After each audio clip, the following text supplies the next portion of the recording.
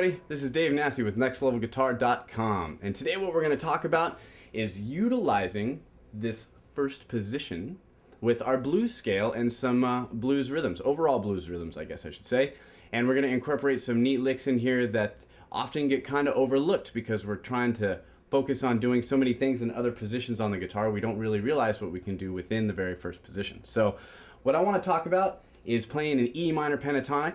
We're going to do some rhythm, we're going to do a lot of neat little lead play, and we're just going to dive right on in. Everybody, please click on that link that you see below. I'm pointing right to it. If you want a video that is not available on YouTube, a free lesson, a free video lesson not available on YouTube, you click on that link. It comes with a coinciding ebook of a bunch of different scales and chords and information. And again, it's something that's not available on YouTube, and all you got to do is just click on that link below. So, E minor. Really, really simple. In the first position, the pentatonic shape looks just like this. Let's go ahead and cover the second shape too as well, just in case, because I have a feeling we'll probably use that one too. This one's going to start from G.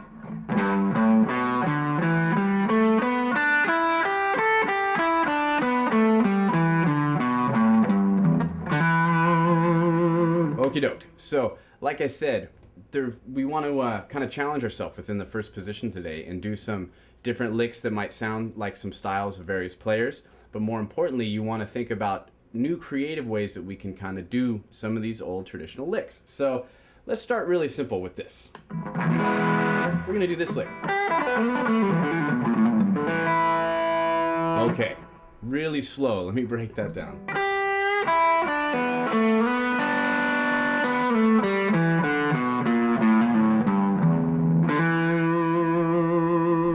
This is one of my favorites. I took this one actually from, I think it was probably some Stevie Ray Vaughan type of a vibe that I was doing one day, maybe working on one of his songs. But it's got some neat sliding and things like that that happen in this first position. And a lot of usage, actually I've even got my flat 5 in there from the blues note. A lot of usage that is common within the blues style, but we can use some other fingers and things like that to maybe almost let some notes ring open as well. So again, the lick goes like this. Alright, so calling off these frets, we've got this. We've got the high E string, your G note, 3rd fret, open, 3rd fret, open, sliding with our middle finger from the 2nd fret to the 4th fret, grabbing D, hitting that B note, sliding back, little pull off there from the G to the A to the E. Then we have 2nd fret open, 2, 1, open, 3, open, quick hammer, right there, 4th string on the 2nd fret. So again.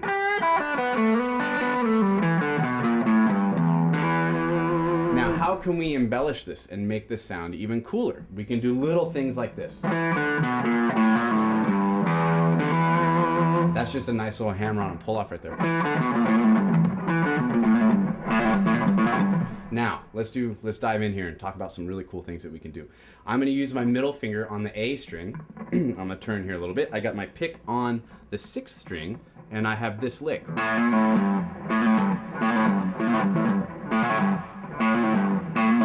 Now, I did something cool there. I went like this, and I'll play this slow. I went.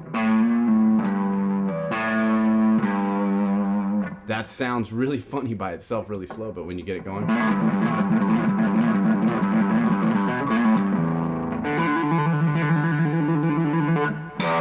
Right? So again, we have.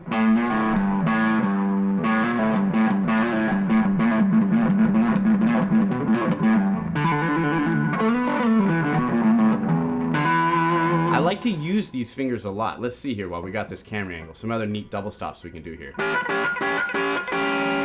So, as far as what I'm playing with my left hand, I have my G note, 3rd fret, high E string. I have my C sharp on the B string, 2nd fret. And I'm muting real heavily here with my right hand, and I'm just plucking.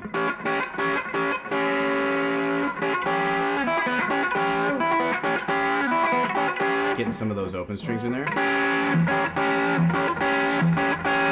See me hitting that 6th string? Just muted enough to keep rhythm.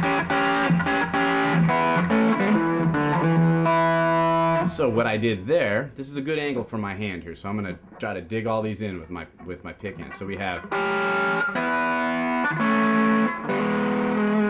That's a really simple lick there. I've kind of double stopped with my middle finger. I'm getting the G and the B strings. And I got, gives it a bit of that major tonality for a second. So we have,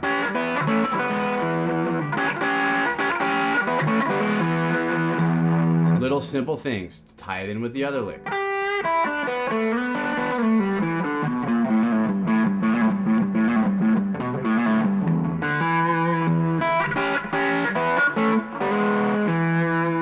So to talk about what's going on with my pick hand here, we've got a little bit of a mixture, what you would call hybrid picking, where I've got my, of course, my pick, and then I'm going to be using these fingers. Now, what fingers do you use on what strings? That's always a question that people will kind of ask. Typically, we're going to kind of vary a little bit from what is tradition, right? I'm going to use my pinky still as an anchor. That's really, really important, and it helps for the muting sense. I've got my third finger that is, by and large, most of the time going to hit my high E string. I've got my middle finger that's going to get my second string. Then when I go to this double stop, notice I move my hand up. So I can do those two fingers together to hit that double stop. Now I've changed groups of strings. I went from my E and my B, now to my B and my G. Has a whole different sense of attack. You can do these things with your pick, but with this, you can really control the effect or the almost staccato effect of the lick itself.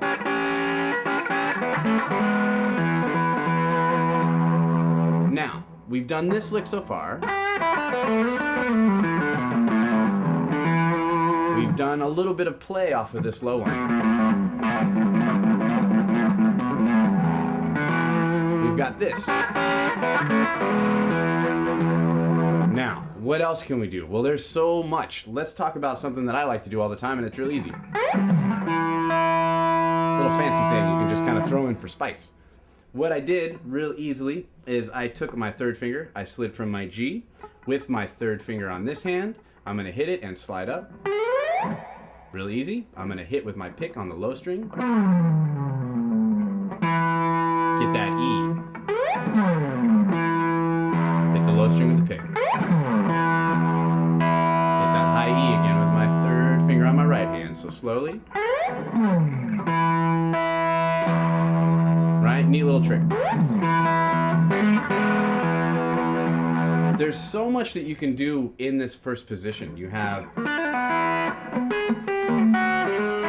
little things like that. Now that effect, of course, we're just doing intervals. What intervals are we doing, Dave? We're doing these ones. All right, so mixed with this double stop, I'm going to do a little hammer-on pull-off here out of my second position.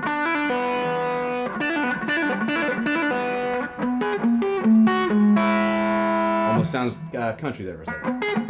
I've got my pick on the third string, my middle finger on that high E.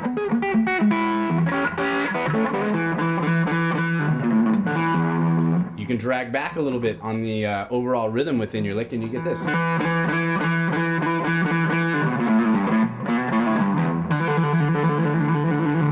Again, what I did there is just a quick hammer-on, but the effect of it is so important.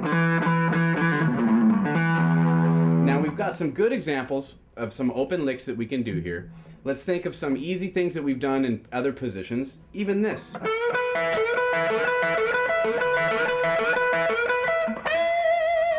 We're moving it here.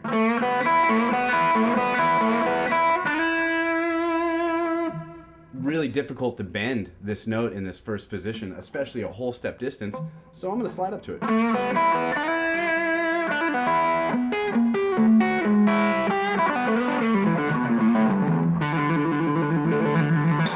Alright everybody, simple examples, really fun to play, that you can go over in that first position. Remember, all of these work great when you have some sense of rhythm or a track to play along to.